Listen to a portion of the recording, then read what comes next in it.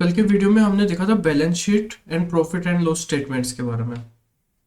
आज हम देखेंगे कि क्या आप मनी रिच बनोगे या नहीं। लेट्स से कि किसी की इनकम है कुछ 1 लाख रुपए। उसने उस इनकम से एक एसेट खरीदा, लेट्स से आईफोन।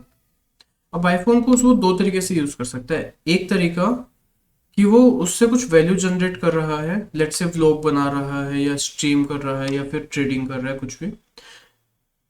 एंड उस वैल्यू से उसकी नई इनकम स्ट्रीम जनरेट हो रही है।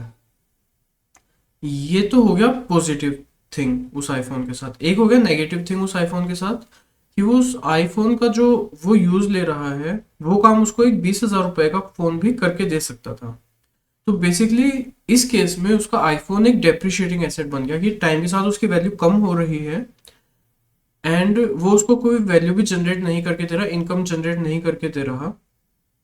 तो ये छोटा सा एग्जांपल में आप देख सकते हैं कि सेकंड केस वाला आदमी मनी रिच नहीं बनेगा अगर उसकी ऐसी ही हैबिट्स हैं काफी चीजों में। एंड एग्जांपल नंबर 1 वाला आदमी मनी रिच बन पाएगा बिकॉज वो ऐसे एसेट्स खरीद रहा है जिससे उसकी इनकम लगातार बढ़ती जा रही है। अब बात करते हैं एक्सपेंसेस की। एक्सपेंसेस हमारे कुछ फिक्स्ड होते हैं, जैसे मान लीजिए खाने का एक्सपेंसेस है, वो लगेगा लगेगा। आपने मान लीजिए घर में रेंट पे रह रहे हैं या फिर घर का ईएमआई जा रहा है, वो एक्सपेंस आपका फिक्स्ड है, वो लगेगा। आपने किसी से लोन लिया हुआ है, लाइबिलिटीज है आपकी, तो उसकी जो इंटरेस्ट पेमेंट्स है वो एक्सपेंसेस में जाएगी ही जाएगी। तो एक्सपेंसेस को आप ज्यादा हद तक कम नहीं कर सकते, इसलिए आपको ध्यान देना चाहिए अपनी इनकम बढ़ाने का, इनकम के साथ साथ एसेट्स बढ़ाने का। एसेट्स जो आपको वैल्यू जनरेट करके दें या फिर टाइम के साथ उन एसेट्स की वैल्यू बढ़े। अब मान लीजिए कि लाइबिलिटीज की बात करते हैं। आपने मान लीजिए HDFC बैंक से लोन लिया एंड उससे आपने कुछ खरीदा, एक एसेट, दोबारा से आईफोन ही ले लीजिए। अब HDFC बैंक से आपने जो लोन लिया था वो 10% की रेट पे था एंड आईफोन आपको लेट से साल का 20,000 रुपया कमा कर दे रहा है। एंड उसका डेप्रिसिएशन भी होगा कुछ, तो लेट से मोटा मोटी आपको 15,000 रुपये कमाई हो गई आईफोन से।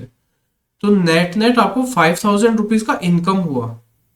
तो ये भी आपको ध्यान रखना चाहिए कि जो आपकी लाइबिलिटीज का जो इंटरेस्ट पेमेंट है, उससे ज्यादा आप जिन एसेट्स में इन्वेस्ट कर रहे हैं, वो एसेट्स की वैल्यू उन लाइबिलिटीज के इंटरेस्ट से ज्यादा बढ़नी चाहिए। तो ये वाले मेथड्स से अगर आप देखेंगे तो आप प्रिडिक्ट कर पाएंगे कि कौन आदमी मनी रिच बनेगा या फिर नहीं बनेगा। अगर आप